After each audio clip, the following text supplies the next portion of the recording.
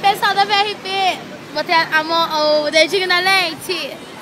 Eu tenho que abaixar assim, ó, pra aparecer. Ninguém mandou você se com óculos. Gente, hoje é o meu aniversário. Parabéns. Não, gente, isso é muito cobrido. Aniversário é meu? Obrigada. E estamos comemorando meus 19 anos de pura sensualidade.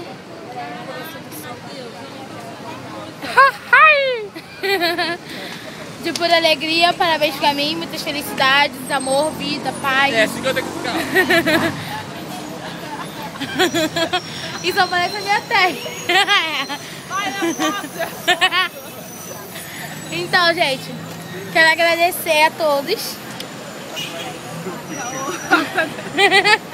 que me deram parabéns no Facebook.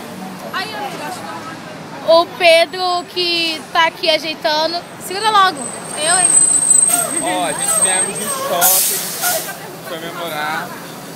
Renata tá aqui querendo ir embora.